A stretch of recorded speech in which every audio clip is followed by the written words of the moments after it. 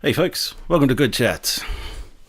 It's 8:15 or 8:16 p.m. again on a Wednesday night, and here we are again doing the Good Chats thing. What is Good Chats? It's kind of a group of like-minded people.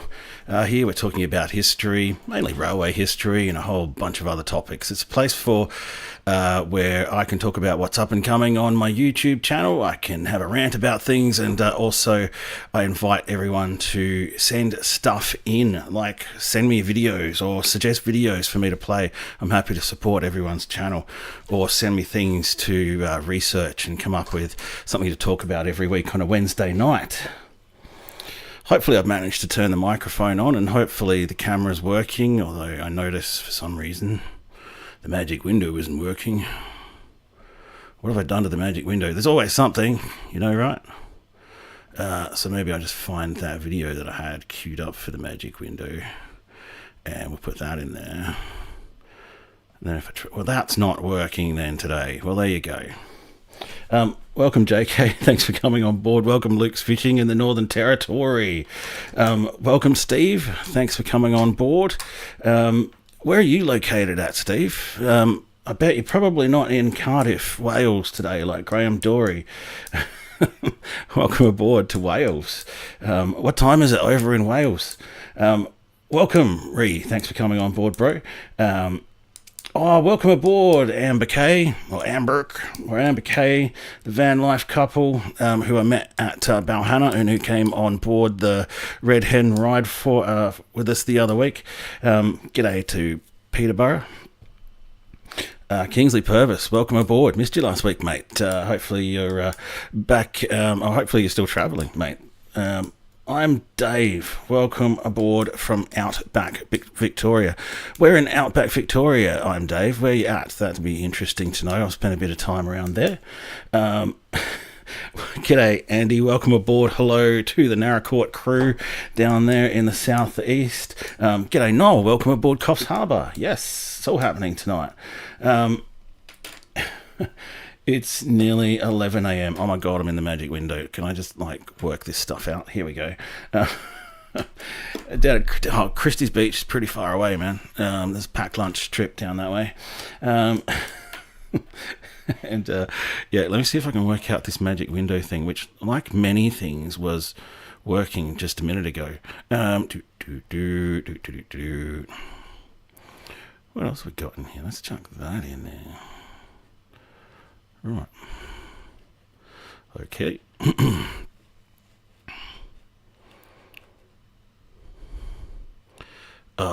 Okay, so that's in there. Then it's supposed to play and loop, and we all go brilliant. There we go. The magic window is working. Wirramore. Wednesdays is cheap schnitty night at the RSL. Brilliant stuff. Nothing like a cheap schnitty and a cheap live stream to follow that up. Luggy 111, welcome aboard, sir. Brilliant. And Wirramore, or is it pronounced Wirramore, or is it just pronounced how it's said, Wirramore or Wirramole? I love pronouncing things wrong, it seems. And Wirramore features briefly in one of my videos where I did the Morcalla to Redcliffe's line, so check that one out if you haven't already. I remember stopping through Wirramore. Probably should have stopped to have lunch at the pub there, eh? But at any rate, there you go. So the magic window is playing the video that I did a couple of years ago now, about William Critchley, the engine driver who died when his engine was overturned in a flood just south of Kapunda, if you can believe that. But there's other things that I was going to do.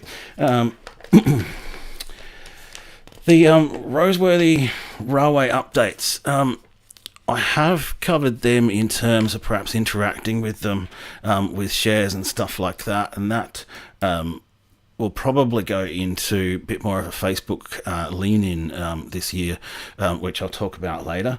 But yeah, the Roseworthy Railway plan also goes hand in hand with a big parkland plan, or not hand in hand, but there's also a big parkland plan that they've got out for there. But they're basically just announcing that they're reserving the railway corridor from Gawler Central through to some place around Concordia, and also preserving the railway corridor up to Roseworthy, which they were kind of doing anyway. And I think it's a bit of a big political dance at the moment between the government and Genesee, Wyoming, I'm pretty sure, unless they've sold to somebody else and it's changed names 6 times since then, to the owner of the corridor. But hey, there's political momentum growing around these things.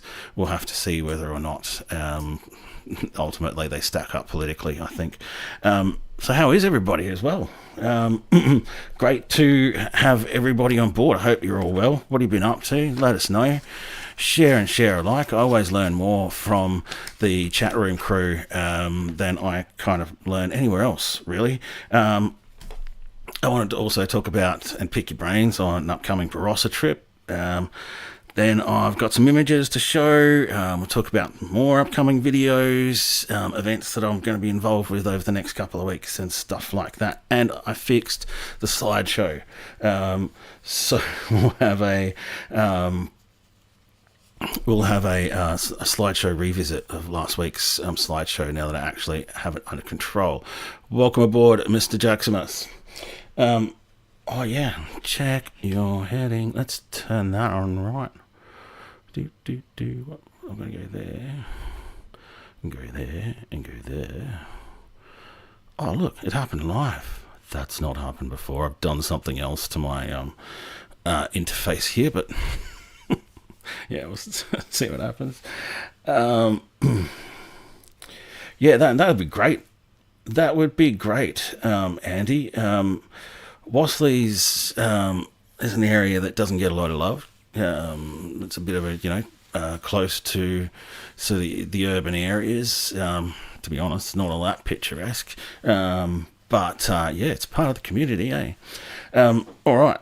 So without further ado, I'm going to do a deeper dive in the next couple of weeks into the railway stations around the Barossa Valley. So that's Lyndoch, maybe Rowland Flat, Tanunda, Nuriotpa and Anguston. These were the main railway stations on the line that have something to look at still that might be remaining. There might be more than just what was maybe once a stopping place, and there's nothing remaining of those. Yeah, last time I went there, dude, you could walk all around it, and no doubt there's probably a bunch of keep out signs which I'll look out for. Generally, and hopefully I can still fly the drone out there as well. That is part of what I want to do. I'm just waiting on getting myself a copy of the Railways in the Barossa Valley book by Roger Salas, and I'll spend a bit of time researching that, and also digging up some images of all of these old stations, and then head out there and do a bit of a deeper dive and a longer form video than my previous Barossa Valley video. And I will definitely be avoiding going to the Barossa next weekend when the Gather Round is on. I'm pretty sure that you wouldn't be able to move out there that weekend. And that's why I think also it keeps reminding me that this video that I want to do will be kind of more relevant, I guess, to hopefully more people, because the Barossa Valley will be generally more popular at that time.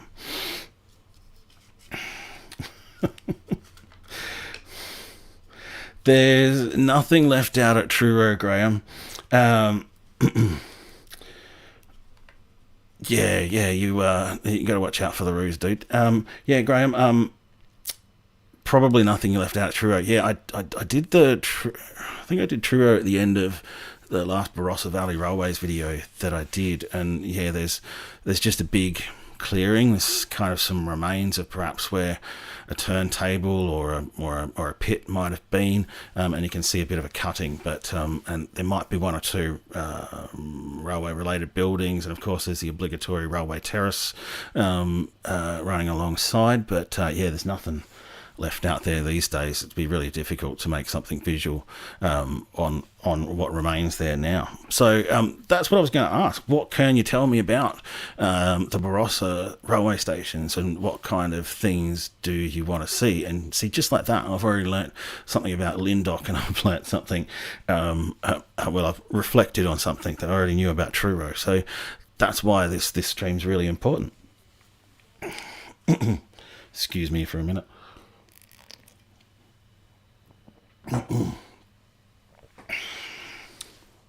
So yeah, feel free to pipe up on that at any stage through the course of the chat tonight, and see if you can give me some more information on that. Speaking about northern plans for railways and stuff like that, the first image in the slideshow that I'm doing, this was sent to me by a dude who goes by the handle of Tron Blue, and he started commenting under some of my videos on YouTube today and sent me through this via Instagram. And I'm going to try and zoom into it, right? Let's see if we can do this. Nope, that's not going to work. Zoom. Oh, yeah, no, I have to do that. To do that. And make it a bit bigger, so it's a bit easier to see. Oh, there you go. The poison's generally always Cooper's Sparkling Ale. It's just the size of the glass that changes. This is interesting. I've done something to my transitions on OBS, and I've fixed the slideshow thing, but then it's also means that everything that the changes that I make in the monitor window are live in the presentation window. So there you go.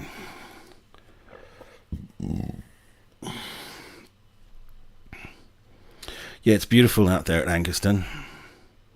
I bet it's all looking really dry at the moment, though. At any rate, what we're looking at here, and I was reminded of this by Mr. Tron Blue, that when the Northern Expressway was proposed, or still being proposed, a proposal went alongside it to run the railway line from the ARTC line up above the Northern Expressway, and have it run basically along the route of the Northern Connector until the salt pans, and then it was going to go out to Gilman, providing a bypass for freight headed to the port.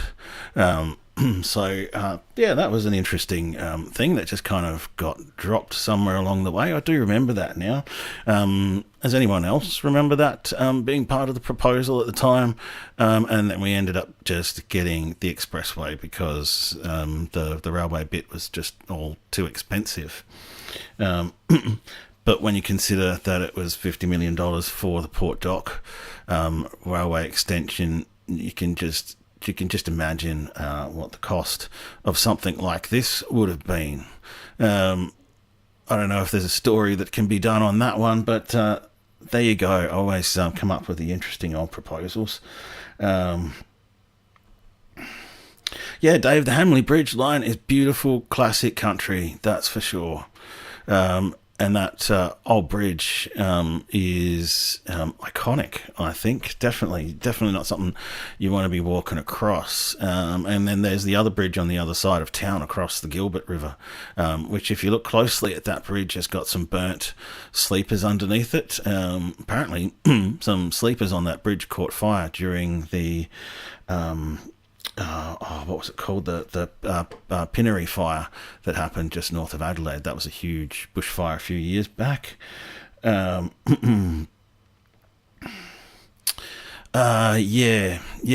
look, Mount Barker's just an impossible story to unpick without billions of dollars of investment, I think.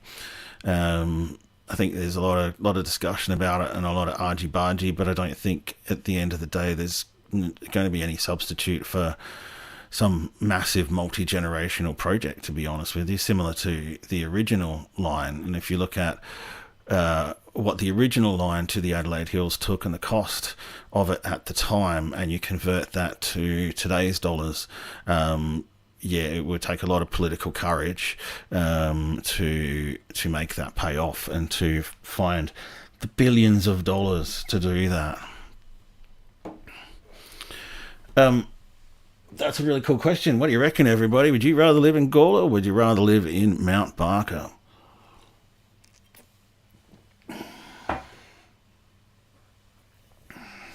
That's a really interesting question. So if I was presented with a choice of, hey, Mike, we've got your house and that's your only choice, you're going to have to live in Mount Barker or Gawler, I'd take Gawler too. There's just a lot more connectivity, I think, out that way, with the places I go and the things I do, and a bit more open space, I guess you could say. Gawler is a dust bowl, Steve. Yeah, you're right. But I think I'd rather Gawler. You guys will have seen the developments that are going on in Mount Barker, and it used to make me laugh. It used to make me and the family laugh as we'd drive by some of the, particularly the new ones right on the edge of Mount Barker. And these are literally 2-story connected together townhouses. Like it's you're living in your neighbour's pocket, while just over the next block is the farms and the hills and all that kind of stuff. And we always just sort of say, why on earth would you move to a place with so much space and still to live in your neighbour's pocket like you were living in the inner city?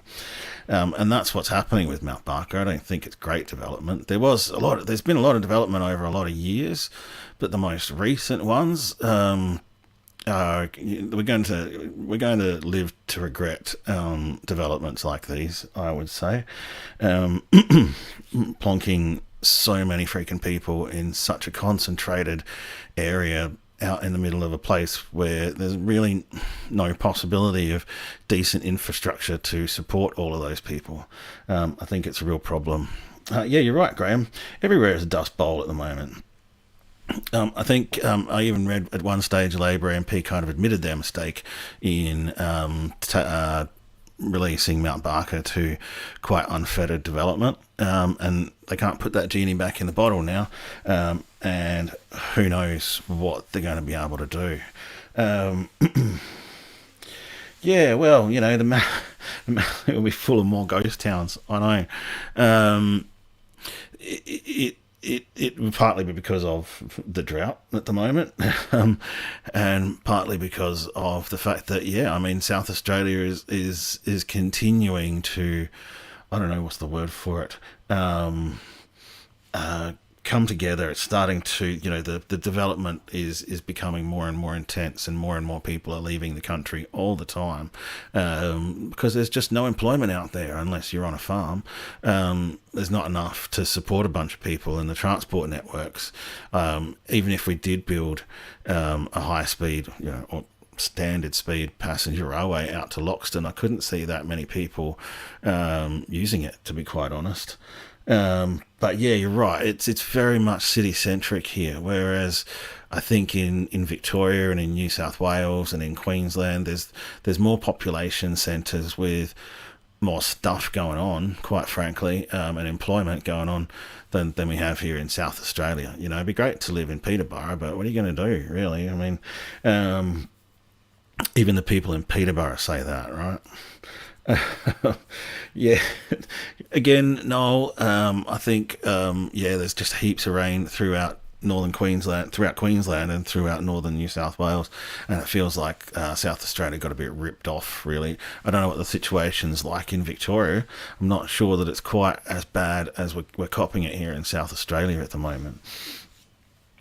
But yeah, definitely this city-centric slide. Let's go back to Magic Window Land. So I've learned a bit about the Barossa, and I've learned a bit about all of these things, but definitely Gawler, because it's close to the Barossa, it's closer to everywhere. And I think the chat room is kind of adamant that we'd all like to live in a dust bowl.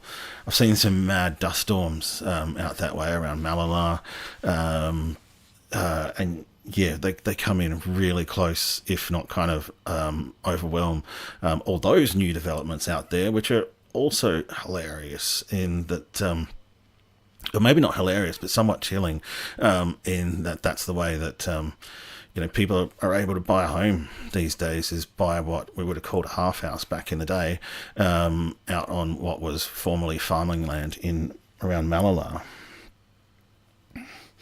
Oh, hey, well, apparently you've got a house sorted out here for you, man. So,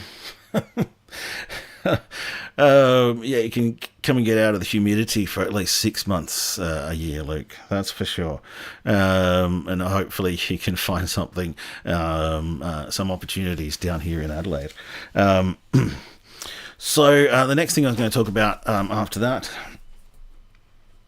yeah, really out in the middle of nowhere, school on the edge of the farming land, and there are people starting to raise issues with that as well. Why are we consuming prime farmland and food producing land for housing developments, which are not really being catered for in many ways? The area around Concordia, I've been reading about that for probably about, I don't know, 5-6 years now.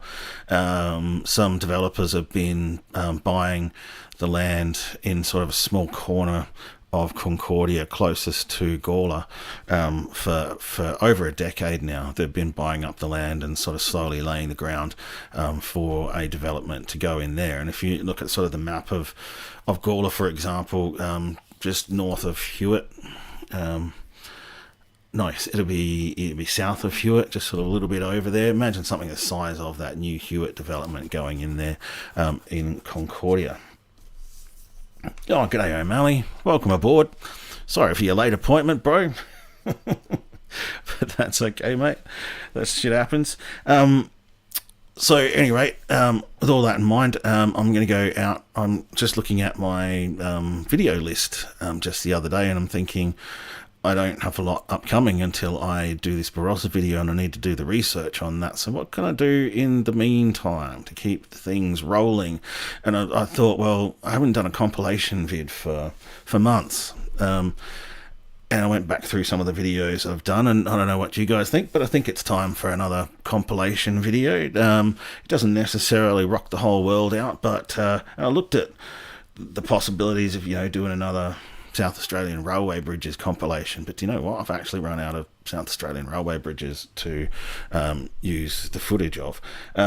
Historic South Australian railways by drone. I actually looked at that, and the response to those videos was never as good as the last one, the historic South Australian railways stations compilation. I've only done one of those, so I'm going to do another one of those, I reckon. Off the top of my head, I made a bit of a list, and I've got about 13 new stations or updates of footage on stations that I can put into this video. So I think after the live stream, I'll go and start to throw some of that footage together and start to work with the music, and a video like that should come a lot easier to me these days. I look back at some of the videos that I used to do back when I was still just learning, and I think sometimes some of those were actually still some of the best that I've done, because I just didn't know all that much, and I didn't really care all that much about what I knew. And I think creativity was flowing a bit better in some of those videos. So I'm going to try and channel some of those roots when I do this next video in the old vein of compilations. If I could choose to start a housing development in country SA, great question. I don't think it'd be Whyalla. But as always with these questions, there's a lot of straight up answers that you wouldn't do. What's more difficult is to come up with the answer of what you would do. And again, this one can go to the chat room. Like I said, it's easy to think of all the places you wouldn't put it. It's a lot harder to think about the places that you would put it when you put on the spot.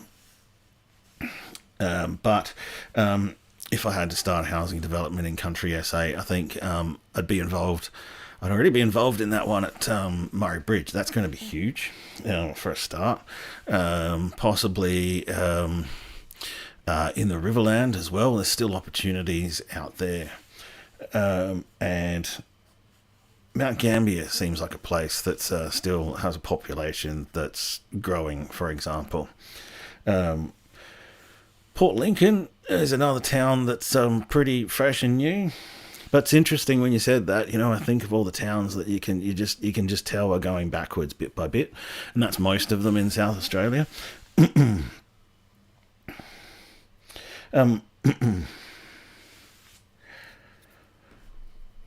Yeah, you're right, actually, Luke. That's a really fair point. Yeah, the area around Wallaroo is growing big time. I wonder where all the employment is, but yeah. Yeah, see, and Kingsley in Perth over there, you guys get to boast all the time, because you look at the investment that they're making and the growth that is going on over there in Perth, I think makes Adelaideans quite envious. And so we might be the so-called cultural capital of Australia, but we're certainly envious of all the development and investment that other cities are seeing, that's for sure. There was plans for a big bypass of the Sturt Highway around Truro a couple of years back, but that got canned. We seem to be, as I think we've all discussed and seen the discussion on here before, South Australia is doing a freaking great job of the roads at the moment, to be quite honest.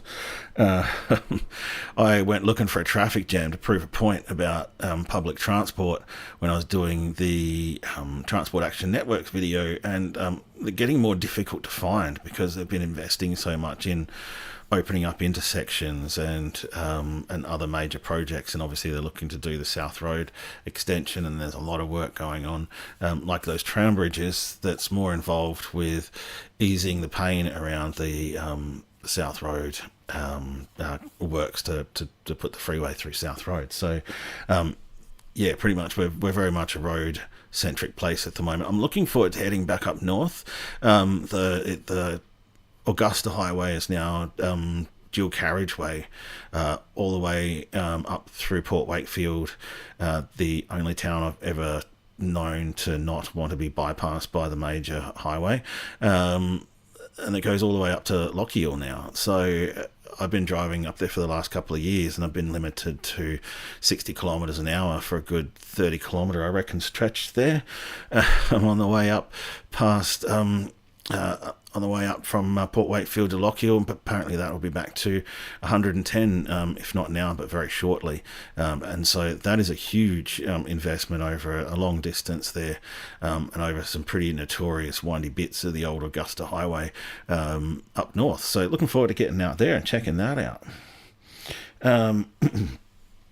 Yeah, they do reckon a wind farm's going to start up there too, between Udunda and Truro. There's also plans for one up at Sanderston somewhere. How's the Serenity? Yeah, anyway, I'm not going to get into... I'm not going to get into that debate on the channel. That's for damn sure. Way above my pay grade. So, all right, I'll just do that compilation video, and because that's pretty much where my pay grade is at the moment, and just enjoy flexing out the skills a little bit, doing that again. Yeah, thanks, Kingsley. That was a lot of fun to do, and a real exercise of my animation skills. And again, you know, if you spend hours and hours just doing stuff, and it just helps put those basics into place, so that perhaps I can branch out, and as I always do, and try and do something bigger and bolder and better with it next time. Coming up this weekend, I've got Walkfest, which, as most of you will know, I do the social media for Walking SA, which is South Australia's peak body representing all forms of walking. And so we do all that, and every year there used to be a hiking expo, but now it's called Walkfest. So that'll be up at Belair National Park on Sunday morning from 9 till 1. I'm doing all the social media marketing and all of that kind of stuff behind it at the moment, and then I'll be there on the day capturing footage and talking to people and just kind of getting things set up so we can promote the event as best as possible, both on the day and have a lot of footage and material to work with in the future. Yeah, one could only hope for a plan like that. I've seen a few plans like that over the years, and as I suspected, it drew a lot of comment and a lot of interesting ideas out of the woodwork. So I really would love to see that become a more talked about idea and become less of a pipe dream, I guess. I talked about it earlier too. I'm going to start to tilt to Facebook a little bit more. I'm actually going to tilt away from Walking SA a little bit, but I'm going to tilt more towards spend more time leveraging what I've already done on social media and what I've already done and created this body of work now, I guess you could say, on YouTube, and I'm going to be leaning into that a bit more on Facebook in order to spark up some better growth figures there and spark up a bigger audience in there. I've got 2,660 YouTube subscribers now, and I'm still only on about 200 odd Facebook followers at the moment, and I think I can obviously lift the number of Facebook followers by putting some more time into the kind of content that would work on Facebook, just leveraging what I've done already here on YouTube, and hopefully that will grow the audiences on both platforms. So you'll see me start to flex out a bit more there on Facebook over the course of this year. Like I said before, I would love for people to suggest videos that they have on their channels that I could perhaps put in the magic window, so that could just run while we're talking there, and we could just have your video running in there, or we could go over to your channel and I could do a screen capture, and we could all share the love and share the videos and have a bit of a discussion about whatever it is. And it kind of doesn't really matter what it is. I also would have always liked this channel to become a place where we boost other people's channels and look at all sorts of outdoors related ideas, and there's a lot of great creators out there in this community. I feel especially privileged to be talking to the likes of everybody in the chat room crew, and would love to talk about some of your ideas and bring some of your videos to a new audience. Right, now we've hit about the half-hour mark. Oh yeah, that's right. I was going to do a slideshow just to prove I can actually get the friggin' thing to work. So let's do that. So we're just going to go through a little bit more of a considered fashion. I know we did this last week, but it was just kind of flipping through in its own way. But these shots were taken by Rowan Kinane from Rail Media Productions. This is the railway crossing on Talawoods Road, just a bit west of Glenray, and a lot of the photos after this are around the Glenray Mountain Railways depot and sheds. We're looking at some of their restored track, some of their engines undergoing restoration, some of the carriages that they have. I still feel a little bit like it's all a pipe dream. This is the engine that they're restoring, I think, and they're proposing to run fairly soon. They've got all their certifications and stuff, apparently. Yeah, felt like a bit of a pipe dream then. It might be too, especially since there's two factions, I think, of that organisation. One is involved with creating a rail trail for walking and cycling, and the other one wants to run a train, and I'm not really sure what's going on with that. A year later, I can't quite remember. Now we're up at Dorrigo, and this is that's some of the engines that Keith told me that he could get them all moving. He could hook them up to something and get them all moving within a couple of days, he reckoned.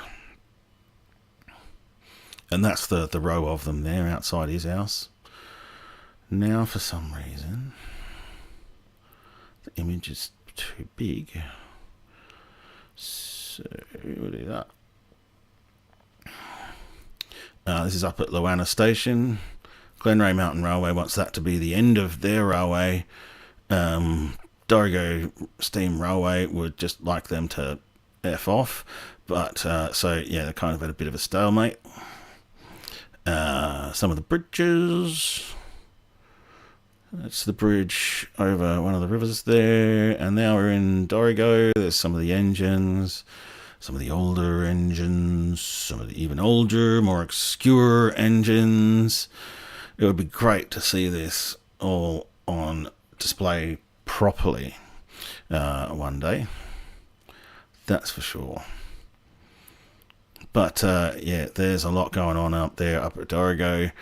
But, Jeremy, you'll be pleased to know that I finally got control of the slideshow again. I'm guessing, I can only guess at some stage, that in my confusion sometimes here, I've accidentally opened up a little menu next to my transition screen and accidentally hit a button called duplicate sources, and I have no idea what that does, but when I switch it off, I get this. So that's pretty good.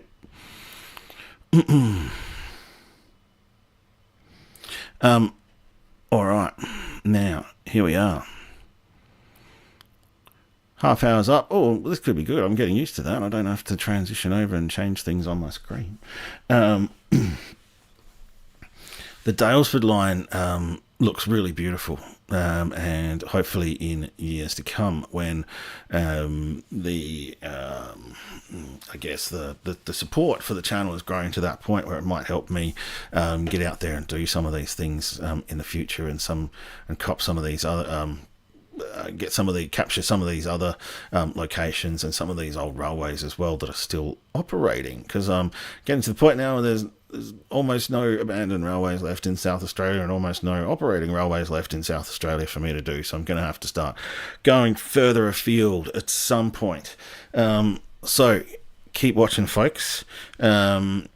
always too, the offer is there to come and join the chat room. I'd love to have other people sitting up there, maybe not quite the magic window, but it'll be a special magic window just for guests, that we could then also have a lively discussion about things live for everybody. And as I'm going to start mentioning more and more often, if you do feel inclined to offer that slightly higher level of support, then please consider a membership. But the content will never change. My content will always be free for everybody, and I'll continue to make it as long as I can. But Good Chats will keep going every Wednesday night between now and the end of YouTube, I guess. So thanks for joining me on week 162. How many people have we had involved tonight? JK, thank you for coming on board. Luke's Fishing, Northern Territory, thanks for coming on board. Looking forward to seeing you down in South Australia again if it works out that way. Steve from Christie's, sir, thank you for always being here. Staunch. Graham Dory, thanks. G'day to Cardiff. Good morning. Hello. Watch out for all those. Oh God, I pronounced just about everything wrong in Wales. Ree, thanks for coming on board, mate. Amber, Kay, and the Van Life couple, thanks for coming on board again. Kingsley, thanks for coming on board. Great to see you back again, mate. Andy Munro, I am Dave. Noel from Coffs Harbour, thank you. Who else have we had on board tonight? Who came on board? Luggy 111 came on board. Mr. Jacksmith came on board as well. And the channel's good mate, O'Malley Tours 34 around the grounds, made it just in time. And now we've got the van couple on board, so I suspect that's Amber okay there. But look, these lives are my absolute pleasure. I have a lot of fun with this every week. And I look forward to continuing to just prove the point that it is possible to have some dream of something that you'd want to do and just keep doing it. And you know what? Just keep doing it. So until next week, peace.